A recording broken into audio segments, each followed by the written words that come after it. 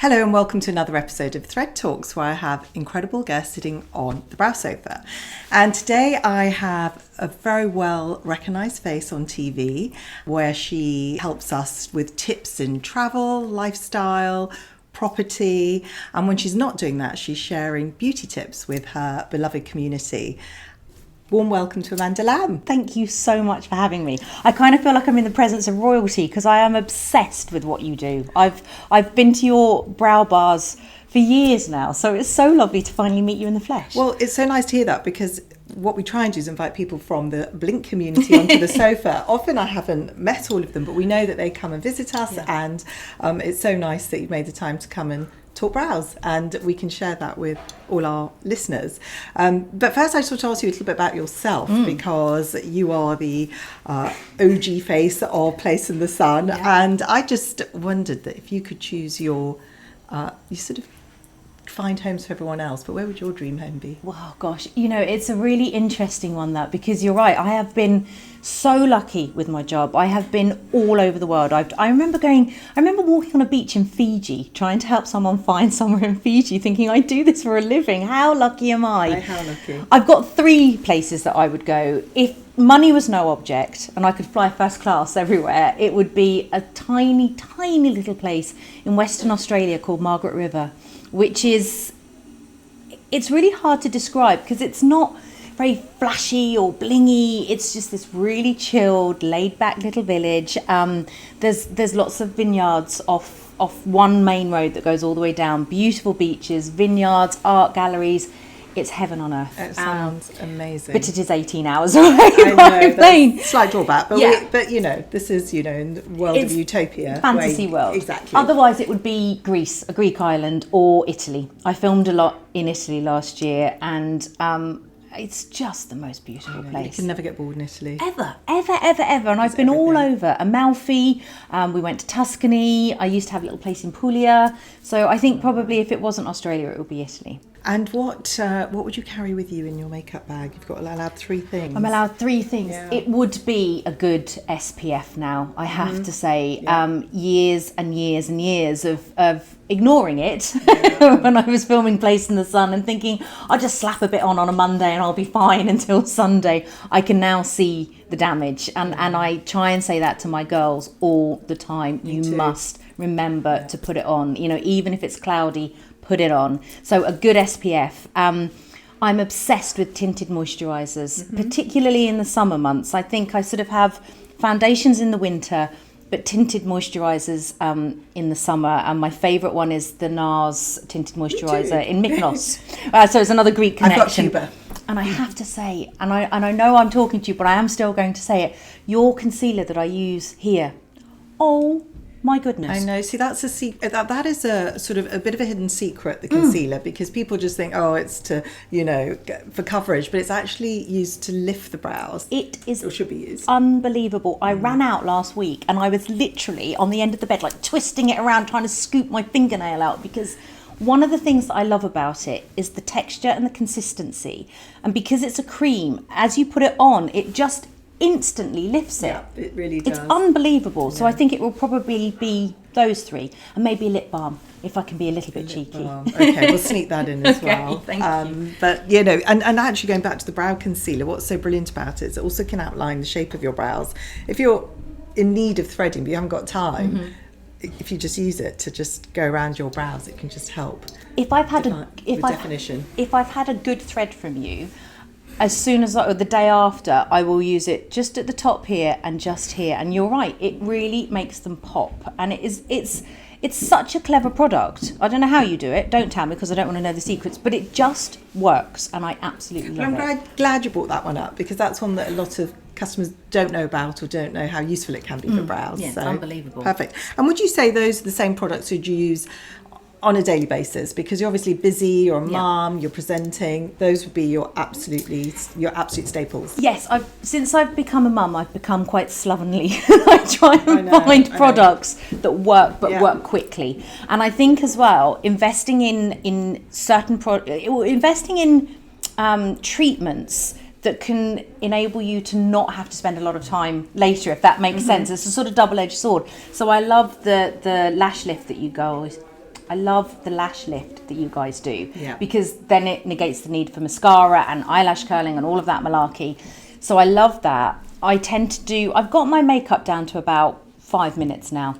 And Which is pretty impressive. Yeah, and I love the sort of crayon eyeshadows as well that you just sort of slap on and sort of blend in. A little bit of lip gloss and I'm out the door. So Sounds pretty much same as me. It's got to be quick, easy to use, and gone are the days when I was in my 20s and my girlfriends and I would spend about 5 hours getting ready than we would actually going out. Which is what my daughters do now, and it's fun watching. Yeah, it is. Hours and layers of makeup.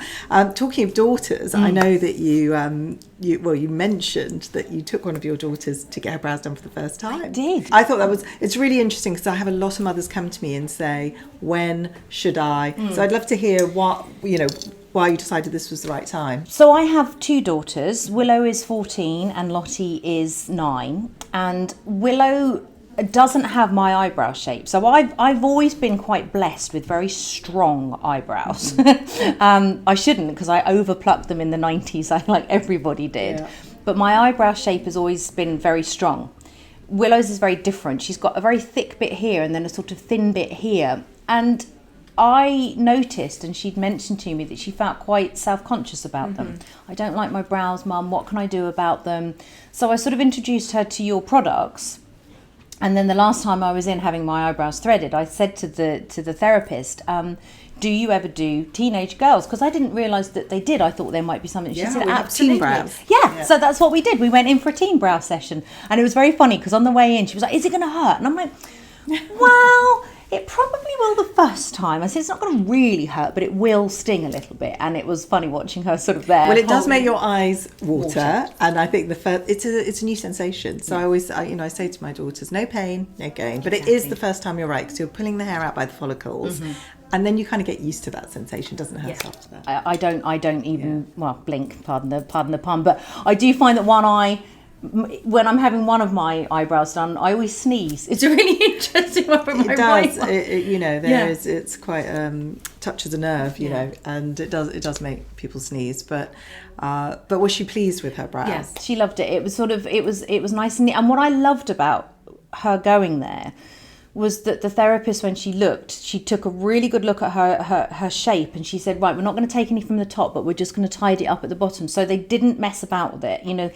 I think there could have been a tendency, if you'd gone somewhere else, for someone to sort of take loads off the top, and then we'd have been in a whole world of pain, which is why I took her to you guys, because I trust you. Yeah, which is great. And I think that once young girls start on that path of having them done professionally, hopefully they'll preserve them forevermore and not tweeze them away like we did. And I want to ask you one more question, sort of steering slightly away from beauty, because I also love interiors, and I know you do. And I wondered what you would advise people if they had to get one piece of furniture for their home. What would it be? I think it's a really interesting question, that, because I think it's all so individual. And I think, I've been known to build entire schemes of a room around, a sofa or a chair or a piece of wallpaper.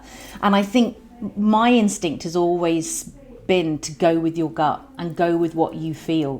Don't be led by the trends. If you like dark, bold, exciting colours, go for it.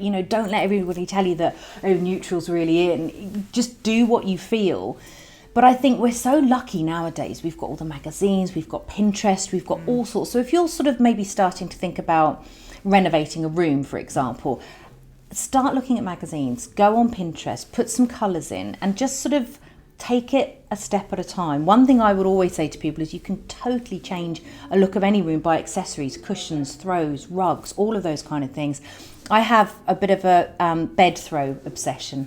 I've got lots, and I sort of find every season I will put them up in the loft and then get the other ones down. When I get all the summer dresses down, then the summer throws come out. So I think for me it would be accessories, because what you don't want to do is go and spend a fortune on, say, a new sofa or a new dining table, and then suddenly suddenly think, oh, I don't like it in 6 months' time. So start small, pick something that you like, and work around That's that. a really good idea, yeah. Just start with one and then just let it, Absolutely. Go from there. And I actually find mood boards quite, just when I'm doing the shops, they really help me just to put together all the things I love and then... Absolutely. And also, I think if you are lucky enough to, go and visit a hotel or maybe, just go for drinks somewhere, I always think places like the Ivy are brilliant for that, because anywhere where you go where it's been interior designed to within an inch of its life, take your camera, take some photos and be inspired by places that you visit. Okay, I'm going to give you some quick fire questions. Go on. Right, you've got a choice of a rose facial or an Indian head massage. Which would you go for? Oh, Indian head massage. Every time. And Paris or New York? They didn't come up on your wish list, so... Oh, heck, that's really hard. Paris is so romantic, but New York I modelled out there, so it's always got a special place in my heart. So New York. Yeah, I love it. New York. Yeah. Stay at home and watch Netflix or go to the cinema? Cinema. If I can go in my pyjamas, because I'm really lazy now. Do you know what? I do love going to I love the experience. I go to those ones with the posh sofas and the wine, and I love that. But it's the faff of getting out, isn't it? Yeah, I know. I think lots of people feel like that, but at least they try and create a home from home. Exactly. Yeah. So, and Soho House or Four Seasons? Soho House. I think. Oh, I don't know. I've not really done the Four Seasons. It's a hard one. I think Soho House just makes you feel young, and as you say, it's home from home. Four Seasons or a kind of luxury 5-star. Oh, okay. So if we're going luxury 5-star or Soho House, then I'd go luxury 5-star. I think if someone really needs a break, that is lovely. Absolutely. And expensive. But yes. Let's try Four Seasons in the Maldives, and then I'll come back and I'll let you know which one's my favourite. Okay, fine. Well, brilliant. Thanks so much for coming. Thank you for having me. And sharing all your beauty tips and interior tips and travel tips. It's been so nice having you. I'm sneaking off now for a quick thread. Perfect. Thank you for having me. Great way to end the day. Exactly.